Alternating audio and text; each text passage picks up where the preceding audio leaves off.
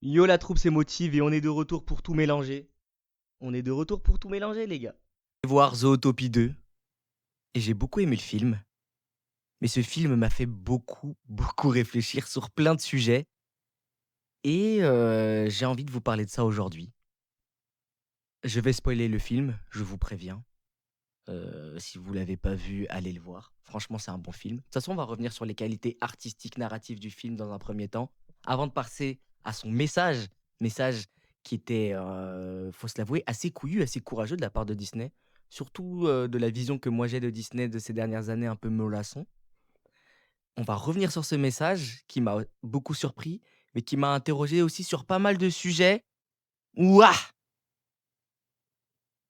C'est là où j'ai un peu un problème. On va en parler, on va revenir dessus. Et ça m'a fait poser beaucoup de questions sur ce que Disney incarnait et si c'était encore pertinent pour moi de regarder des films Disney. Bien sûr, tout ce que je veux dire, c'est pour moi. Selon moi, vous me connaissez, selon ma vision de l'art et surtout selon mon combat qui est, le fait que notre communauté reprenne le contrôle de son imaginaire. Quand je parle de notre communauté, je parle de nous, les Africains. Donc voilà, c'est un peu ça le thème. On va commencer par parler du film, basiquement que j'ai beaucoup aimé et qui m'a surpris surtout. C'est un film qui m'a surpris. Bon, déjà, c'est un bon film, artistiquement très solide, les chara-design très solides, les décors modélisés, super solides en termes de concept art et tout, c'est ingénieux. Il y a la méga ville, mais il y a plein de biomes, il y a plein de en fait, il y a ce truc très Disney qu'ils arrivent à te créer des mondes fantastiques, mais qui te rappellent, qui sont très crédibles et qui te rappellent ta vie à toi, la vraie vie, tout en te faisant des concepts qui sont un peu fantastiques. Donc en fait, c'est fantastique, mais proche du réel en même temps. C'est super stylé. Un monde, avec des animaux anthropomorphiques, pareil, c'est très attrayant de voir comment les ours blancs sont détournés, comme de voir comment les lynx sont détournés, de voir comment les girafes, les chevaux, tout. Heu, c'est Disney, c'est très fort à ce niveau-là, c'est communicatif, c'est très bon et même narrativement, il y a cette fameuse structure en 3 actes avec le climax à la fin, la résolution. Tout est bien qui finit bien. C'est du Disney avec un rythme ultra effréné, avec des rebondissements, avec des cliffhangers, heu, on s'ennuie pas et surtout plein, plein, plein, plein de gags et des gags aussi qui, pour les comprendre, faut avoir un certain âge et globalement, ce qui m'a surpris, mais ce qui est, je pense, une DA du Disney récemment, des derniers films de Disney, c'est que Disney vise un public qui m'a l'air un peu plus grand que son public traditionnel. Genre, c'est pas le même public que Reine des Neiges, Roi Lion, Princesse et la Grenouille. J'ai l'impression que c'est un public un peu plus mature. J'avais beaucoup aimé Vice Versa 2 il y a 2 ans, où on suivait une fille qui rentrait au lycée et là, on suit carrément des jeunes adultes, que ça soit le renard ou la le lapin. Ce sont des jeunes adultes qui sont en train de bâtir leur carrière, professionnelle, dans la police et ils ont des problématiques de jeunes adultes. Ils ont, ils sont un petit peu, encore marqués par leur trauma d'enfance. Ils ils ont des problèmes de relations sociales, ils doivent prouver leur valeur pour avoir une carrière professionnelle. On voit même le renard être dans sa chambre, d'étudiant, enfin d'étudiant, mais qui a fini c'est encore une chambre d'étudiant, mais il a fini des études, mais il est encore dans sa petite chambre d'étudiant à regarder la télé toute la nuit, tout ça. Donc on est vraiment dans un cadre où je trouve ça s'adresse à un public un peu plus grand et ça m'a surpris tout en étant accessible pour les enfants, ce qui fait que c'est un film qui ne prend pas les enfants pour des cons, du coup. Ça, pour le coup, j'avoue que ça m'a beaucoup surpris et moi, je suis allé le voir avec mes 2 petits frères. Ils ont kiffé aussi. Bon, il y en a un qui a dormi. En vrai, il y en a un qui a dormi, mais bon, lui, il exagère. Ce qui fait que le film m'a beaucoup surpris et qui rend ce film très courageux, c'est bien sûr le message du film. Un message sur le vivre ensemble, sur les problèmes qui font écho aux problèmes de nos sociétés occidentales et plus précisément américaines. Je m'y attendais pas. C'est très c'est assez inédit chez Disney. Chez Disney, on est plutôt sur des films qui vont explorer, le développement personnel, individuel, le fait de se connaître un peu mieux, le fait de s'affirmer dans la vie, mais qui vont jamais vraiment remettre en question l'ordre établi. On part toujours du principe que l'ordre établi est assez bon, à part 1 ou 2 personnes qui essayent de le troubler justement, comme dans Le Roi Lion, comme de partout. Mais là, on tire vraiment, sur les problèmes que rencontrent les sociétés occidentales et plus précisément la société américaine, sur l'acceptation, le vivre ensemble et même plein d'autres thèmes, plein d'autres sous-petits thèmes, comme par exemple le star system, comme par exemple, même, ça remet en question la police, plein de trucs et ça, j'avoue que c'est très surprenant, très pertinent, très bien fait, très, très, très bien fait et bien aussi, bien intégré dans un film qui reste divertissant avant tout et fait pour les enfants avant tout, tout de même et quand j'ai vu ça, quand j'ai vu la performance de ça, bah, j'ai applaudi franchement. C'est des gestes quand même tu jamais vu de ta vie, parce que ce film est programmé pour toucher le plus d'enfants et de personnes possible dans le monde et on le voit de par les chiffres. Le film, est sur un run pour aller aux 2 milliards. Sur le week-end, il avait battu plein de records, bref. Le film est sur un run pour aller jusqu'aux 2 milliards. Je sais pas s'il va les atteindre, mais en tout cas, il est sur la lancée des Avengers Endgame, des Infinity War, des Avatar 2 et tout. Il est sur cette lancée-là. Et en même temps, j'ai voulu applaudir la performance, mais aussi je me suis dit: «Putain». Je me suis dit: «Putain, c'est terrifiant quand même». C'est terrifiant. Parce que moi, j'ai un problème avec le message de Zootopie 2. Moi, j'ai un problème avec ça. Je le trouve un peu hypocrite et ça m'a fait me remettre en question sur pas mal de choses aussi. Sur ce qu'on consomme, comment on le consomme et cetera. On va y revenir. On va même y venir là maintenant. C'est un film qui va faire beaucoup de bien à la Gen Z, à la Gen Z, ce qu'on appelle la Gen Z, parce que au delà du message sociétal, le film a aussi un message beaucoup plus précis de ce film.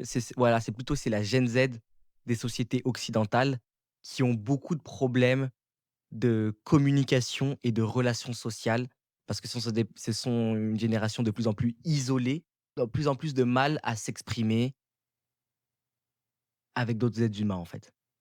Et ce film-là traite vraiment ce problème-là avec brio. Donc tu sens que vraiment que ce film parle à cette génération-là. D'où le parfait fit avec le thème du vivre ensemble. Accepter les différences de chacun et pour vivre ensemble parce que chacun peut s'apporter, et cetera, et cetera.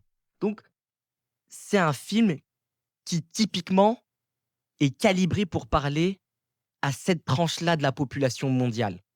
C'est pour ça que pour moi, il va énormément fonctionner parce qu'après, il y a le savoir-faire de Disney, tout, tout, tout, tout, tout, qui reste élite, qui reste 5/5. Mais c'est un film qui est psychologiquement calibré pour parler à cette génération-là, hem, entre 12 à 25 ans, blancs, on va se le dire, on va revenir là-dessus, mais surtout blancs, blanches, américaines. On va dire, de la classe moyenne plus. Tu vois? C'est pas un film qui parle à c'est pas un film qui va parler à l'Afro-américain, dans ses ghettos, qui vit de la violence constamment. C'est plus un film qui va parler à la famille normale, tradie, aux enfants plutôt de la famille normale, tradie, qui a du mal un peu à se construire, qui a du mal à un peu voilà. Et moi, quand j'ai vu à quel point ce film est calibré et bien calibré et quand tu connais la puissance de feu, l'impact qu'a Disney, comme je vous ai dit, le film est sur un run de fou pour être un des films les plus rentables de l'histoire. C'est là où je me dis: «Les films, c'est quand même important. Les films d'animation, c'est quand même important» et c'est là où je me dis: «C'est super important que les minorités aient aussi leur Disney». Parce que comme je vous l'ai dit, de ce que moi j'ai vu du film, après peut-être vous, si vous l'avez vu, vous allez me dire ce que vous en pensez. Ce que j'ai vu du film, c'est un film qui est plein de bonnes intentions, mais c'est un film, dans son message, va exclure les réalités de plein de minorités et c'est totalement normal. Elle peut pas tout faire. C'est un film, il dure, 2 heures, 1 heure et demie, 2 heures. Il peut pas parler à tout le monde, il peut pas avoir 500 protagonistes, il peut pas avoir et quand je vois ça, ça me rappelle vraiment à quel point il est vraiment super important de f que les minorités fassent aussi leurs films et aient aussi leur propre Disney. Peu importe la minorité. Parce qu'un Disney ne pourra pas couvrir tout le monde et on va y revenir après pourquoi et on va y revenir aussi pourquoi c'est pas dans leur intérêt et pourquoi c'est même leur intérêt, c'est presque plus l'inverse et paradoxalement, ce film le montre malgré son message, mais ça, on va y revenir après. Mais du coup, je disais, c'est important que les minorités aient leur propre Disney pour parler de leur propre réalité, de leurs propres défis. On est un Disney, imaginez-vous un film type Disney. Après, on va en revenir sur le type Disney encore une fois après, mais un film qui parle, par exemple, d'un étudiant, camerounais ou gabonais qui s'apprête à quitter sa famille en Afrique pour aller étudier en Europe avec tout ce que cela implique, tout ce que sa famille a sacrifié pour ça, son côté où il va être seul maintenant dans un nouveau pays, il va devoir se construire, avoir une nouvelle identité. En fait, ça, c'est des réalités que nous, on vit, par exemple, et qui seraient super importantes et primordiales d'être abordées. Parce que déjà, ça montre qu'on n'est pas tout seul, ça rassure. Les familles de ce genre d'étudiants-là vont pouvoir voir le film et mieux comprendre les émotions par lesquelles traverse leur fils. C'est vraiment super important. C'est vraiment ça m'a rappelé à quel point c'est vraiment super important et que les films, la narration, les histoires, ça a ça aussi comme rôle, les histoires. C'est une manière d'apprendre, en fait, c'est une manière de communiquer et d'apprendre. Pareil, un film sur, un enfant de la diaspora qui veut renouer avec ses origines, tu vois? Et avec tous les questionnements, tous les problèmes, tous les blocages que nous on a, ou d'aller dans la première fois dans un pays d'origine. Tu vois, il y a tout plein de thématiques comme ça pour, jeunes adultes qui qu'on pourrait traiter dans ce genre de film et qui pourraient être top. Donc ça m'a fait rappeler ça. Mais ça, encore une fois, comme je le dis, ce n'est pas un problème du film.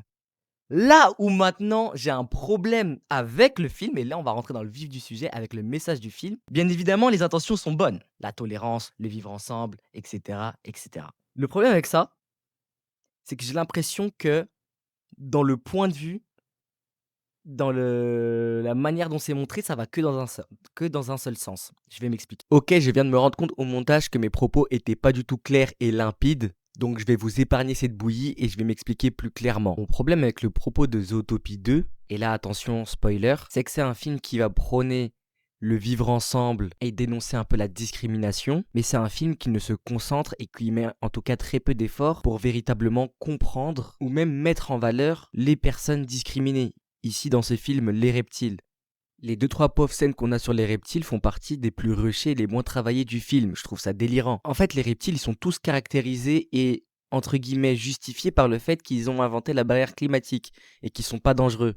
Mais hormis ça, on s'intéresse jamais vraiment à qui ils sont, à leur philosophie de vie, à leur manière de voir la société, à leurs divergences entre eux, à leurs traditions. En fait, on exclut totalement la possibilité dans ce monde que eux, ou au moins certains d'entre eux, peuvent avoir une toute autre vision de la vie, de la société et de tout ce que vous voulez, qui n'ont aucun rapport avec la ville de Zootopie. Et c'est pour ça que j'ai trouvé bizarre que quand on va dans les reptiles, on voit que des lézards et la famille de serpents. C'est extrêmement limité. On voit pas de dragon de Komodo, on voit pas de varan, on voit pas de crocodile, on voit pas de boa, on voit pas de caméléon. Genre c'est vraiment limité si on compare aux autres animaux qui sont représentés. Donc en fait, t'as l'impression que les reptiles, ils ont pas été vraiment travaillés. Ils sont juste là pour incarner le propos, le message du film. Et puis sinon, on s'en fout. On s'en fout d'eux. Je trouve que c'est une manière bien Disney de faire les choses. Et c'est pour ça que je parle aussi d'hypocrisie. Qu'en fait, les problématiques de représentation, les minorités, pour Disney, ce sont que des outils pour faire de bons films. Et ça se voit de plus en plus, en fait.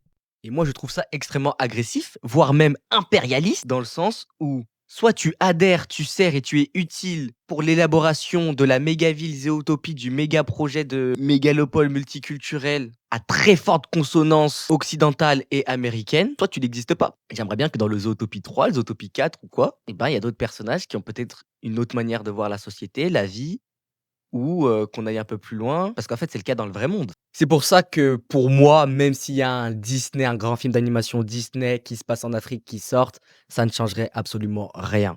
Pourquoi?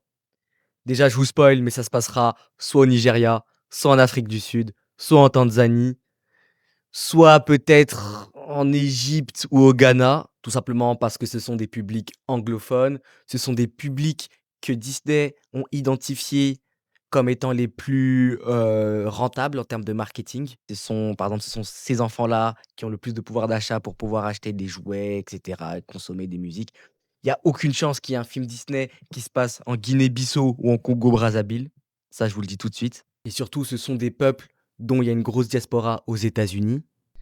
Il y aura certainement aussi, je pense, un mixte entre des artistes blancs et des artistes afro-américains, mais je pense pas d'Africains ou qui auront un rôle très, très, très secondaire dans la production du film, un peu comme ce qui s'est passé parce qu'en fait, le but du film, ce sera, vu que c'est un film Disney, bah, parler au plus de monde possible, toucher le plus de monde possible, le plus de personnes. Donc essentiellement, ceux qui vont au cinéma, ce sont, les Américains. En ayant un skin avec une culture différente, ça peut être la Chine, ça peut être de partout, pour que ça on puisse localiser aussi les personnes qui viennent de là-bas. Il faut localiser des personnes rentables. C'est pour ça qu'il y aura jamais un Disney au Cameroun, par exemple. Voilà. Donc en fait, tout le film, l'esthétisation de la culture, le message du film, le storytelling, les chara design, tout sera optimisé, toutes ces DA-là sera optimisé dans le moule Disney pour parler au plus grand nombre, pour parler au plus grand nombre. À quoi ça nous sert à nous? C'est la question que je vous pose. À quoi ça nous sert à nous? Ça nous sert peut-être dans le fait de se dire: «Ah, regardez, un film Disney sur l'Afrique a été populaire, on est plus populaire qu'avant». Ça n'a aucun intérêt. Pour moi, en tout cas, ça n'a aucun intérêt parce que pour moi, l'art, ça doit servir à raconter quelque chose, enfin l'art, la les histoires plutôt, ça doit servir à raconter quelque chose, à, transmettre un message, à communiquer entre nous. C'est en fait, c'est un langage qui permet de communiquer, comme je l'ai dit, c'est un langage qui permet de communiquer entre nous et de se dire les choses dont on a besoin, qui ont besoin d'être dites, tout simplement. C'est pas un truc pour être, plus populaire. En fait, pour eux, c'est juste des opportunités de marché. Par exemple, on a Sony là, qui vient de faire un film sur la K-pop, parce que la K-pop, c'est trendy, ça monte. Je les vois très bien faire un film sur de l'afrobeat. Ils feront jamais un film sur la rumba. Ils feront jamais un film sur le makossa. Ils feront jamais un film sur voilà. Ils pourront peut-être faire un film sur la mapiano. Vous voyez un peu ce que je veux dire? Donc en fait, on sera totalement en droit de s'attendre à des phénomènes comme l'orientalisme dont j'ai parlé dans ma dernière vidéo sur les personnages noirs dans Gachakuta, où il faudra s'attendre à voir sa culture un petit peu modifiée, heu, presque je dirais limite bafouée pour plaire aux autres. Je trouve ça extrêmement dommage. Pour moi, c'est une forme de soumission. On soumet notre imaginaire encore aux autres pour se faire accepter. C'est très dommage. Après eux, ils ont le droit d'avoir cette démarche, elle est totalement logique. J'accuse pas forcément Disney par rapport à ça, mais je présente le problème pour que vous en ayez conscience et surtout parce que ça m'a amené à une autre réflexion sur moi aussi, ce que j'ai envie de faire. C'est-à-dire que quand je parle de Tama, je parle beaucoup, bah, voilà, de faire en sorte que la bande dessinée africaine, un jour, fasse partie des bandes dessinées les plus vendues au monde. Oui, mais à quel point? Oui, mais à quel prix, en fait? Ça m'a vraiment fait me remettre en question là-dessus. Dans le sens où le but des histoires d'Antama, c'est de parler aux miens. C'est de parler aux miens et que mes histoires leur font autant de bien qu'un Zootopie 2 pourra faire de bien à un Américain de 16 ans, qui fait de l'anxiété sociale, par exemple, ou qui a du mal à communiquer, ou que ci ou que ça. Je veux que nos histoires fassent autant de bien à nous en tant qu'Africains qui soient de la diaspora comme du continent. Je veux que ça leur parle. Je veux que ça soit populaire, mais pour eux. Et là, je prends un parallèle, par exemple, avec Neza 2. Neza 2 qui a été une forme de consécration pour les Chinois. J'ai beaucoup lu les forums chinois quand Neza 2 est sorti. Parce que enfin, en fait, il faut savoir que les Chinois étaient très beast of, pas tous les Chinois, mais de ce que j'ai lu, étaient très beast of de Kung Fu Panda parce qu'ils se sont dit: «Comment c'est possible que le plus grand film d'animation chinois a été fait par des Américains?» Ils n'aimaient pas la représentation de la Chine faite par les Américains. Ils n'aimaient pas aussi que ce soit pas des Chinois qui le font. Bref, ils n'aimaient pas Kung Fu Panda. Pourtant, c'était le film chinois par excellence. Et Neza 2, qui est donc devenu le film d'animation le plus rentable de tous les temps, pour eux, c'était une consécration. En plus, en grande majorité, grâce au public chinois. Donc pour eux, c'était une consécration de leur indépendance. Ils ont le contrôle de leur imaginaire, ils ont le contrôle de leur narration et ils ont pas besoin des autres, que ça soit à la production comme à la consommation. Et ça, pour moi, c'est un état d'esprit que nous aussi, on doit adopter. Parce que le problème, c'est que même si là, je parle, par exemple, des ceux qui se sentent africains, mais qui vivent en France, aux États-Unis, notamment aux États-Unis, c'est pour ça que je vais faire le parallèle avec Zootopie 2, c'est qu'on est pris dans un engrenage où on doit toujours prouver notre valeur. C'est-à-dire que même si on veut faire quelque chose pour la représentation, pour se parler nous, bah, par exemple, en Amérique, la manière dont on monte les projets d'animation ne te permet pas de faire ça. Parce que soit tu passes par une école et du coup, une fois que tu as passé ton école, tu vas travailler dans des studios en tant qu'animateur junior, puis senior, puis tu vas prendre des grades petit à petit. Mais comment tu vas prendre du grade? En faisant ce qu'on te dit, tu vois? En faisant ce qu'on te dit et tu vas soumettre et si tu as des idées, si tu veux être une force de proposition, tu vas soumettre tes idées, ton idée par exemple d'un pilote pour un dessin animé à quelques chaînes par-ci par-là, tu vas toquer à quelques portes, si elles te disent non, c'est mort. Elles te diront non, pourquoi? Elles te diront non parce qu'elles vont calculer les intérêts économiques, elles vont calculer le public cible, elles vont calculer, voilà, selon la plage d'horaire à laquelle ils peuvent le mettre, ils font le calcul. Si c'est non, c'est non. Donc toi, si tu veux que ton projet soit mis à l'écran, tu vas devoir le transformer, le modifier pour qu'il s'adapte, en fait, au contexte de la télévision américaine et surtout de la manière dont les projets américains sont montés. Par exemple, en France, c'est totalement différent. En France, tu vas faire beaucoup de festivals, tu vas toquer à beaucoup, beaucoup, beaucoup plus de portes.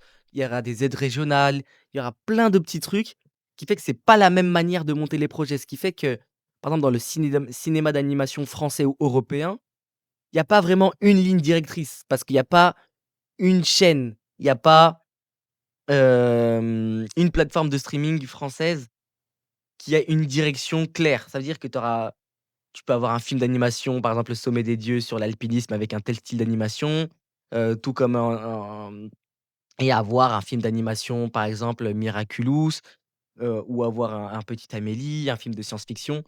C'est très éparpillé parce qu'il y a pas vraiment de direction claire. Cette direction-là me plaît, plus d'ailleurs. C'est vraiment pour dire qu'on doit réfléchir à avoir nos propres structures où on peut être suffisant, indépendant pour monter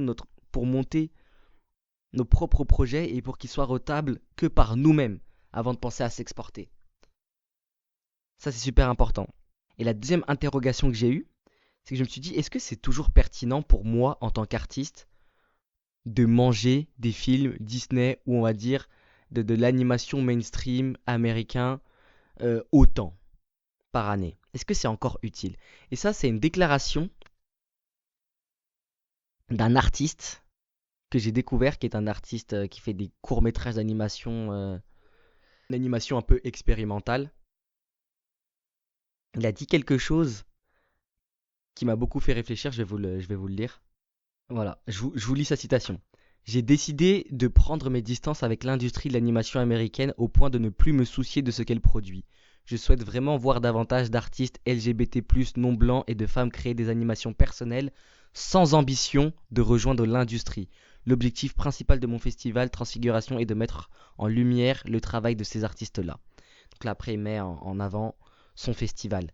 Et cette phrase, cette déclaration, moi, je l'ai trouvée puissante. Surtout le sans ambition. Sans ambition de rejoindre la grosse industrie, la grosse structure. Et je me suis dit, ouais, si moi, en tant qu'artiste, toutes mes références, c'est soit Disney, soit le Shonen Jump, soit Pixar, soit, je sais pas moi, les bandes dessinées de Glénat ou quoi, mon art va forcément leur ressembler. On est ce qu'on mange. Nous sommes ce qu'on mange. Notre créativité vient de ce qu'on lit, de ce qu'on voit. Et si ce qu'on lit est produit, est produit dans la même structure, c'est normal qu'on dit que tous les films se ressemblent. Les grands films d'animation à haut budget, ils se ressemblent tous. Tout comme les grands triple A de jeux vidéo, ils se ressemblent tous. Parce qu'en fait, ils sont tous faits dans le même moule. Ils sont tous faits dans la même structure. Donc ça ne peut que débaucher qu'aux mêmes histoires avec des petites différences. Pareil pour les mangas du Shonen Jump. Ils sont faits dans le même moule, la même structure. Donc ils ne peuvent débaucher qu'aux mêmes histoires. Et si moi je ne fais que lire ça, ou consommer ça, quelque part je vais refaire la même chose. Et ça c'est terrible, c'est fatal. Et comme je viens de l'expliquer, ce sont des choses, ce sont des moules, des structures qui sont calibrées pour viser la popularité, la rentabilité.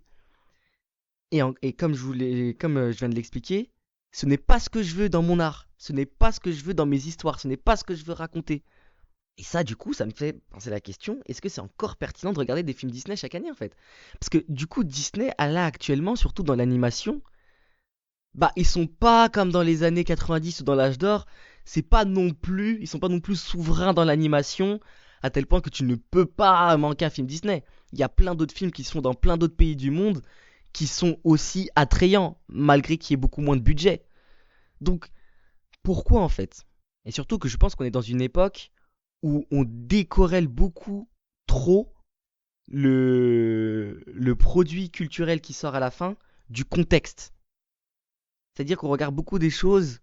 En fait, c'est devenu du contenu en fait. C'est devenu du contenu, tout est devenu du contenu. Sauf que c'est pas du contenu, c'est de l'art. Et l'art est important par rapport au contexte derrière.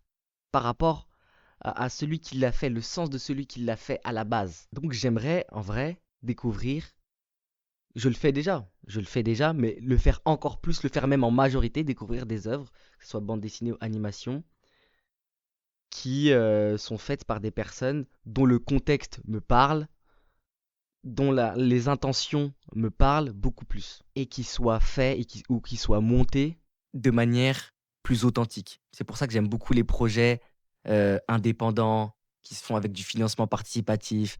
C'est pour ça que j'aime beaucoup les films d'animation français parce que c'est beaucoup ça aussi, même c'est pas uniquement ça, mais il y a beaucoup de ça aussi.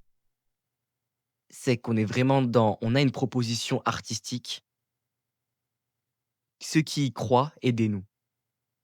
Et c'est dans ça que c'est ce genre d'œuvre que je veux lire, c'est ce genre d'œuvre que je veux faire, et pas des Zootopie 2, qui encore une fois est un bon film, mais sans vraiment d'âme, sans essence, sans substance. C'est un bon film calibré pour être un bon film qui exploite ce qu'il faut en 2025-2026 pour faire un bon film. Sans plus. C'est juste du contenu, quoi. C'est vide. Voilà. Je profiterai de cette chaîne pour vous partager certaines découvertes que j'ai eues. Par exemple, là, il y a un très gros projet qui m'intéresse, c'est Crocodile Dance, un film d'animation nigérian qui est très intéressant sur Mami Wata. Mais je vais vous partager ce genre d'œuvre. Ça peut venir de partout. D'ailleurs, je vous encourage à aller voir le travail de l'animateur que je vous ai présenté. Mais même en termes de style, même en termes de dessin, c'est super important d'enrichir ses références. Et c'est quelque chose que je vais faire en 2026. Je vous invite à faire la même chose. C'est la communauté qui gagne, c'est tes motives. À plus dans le bus.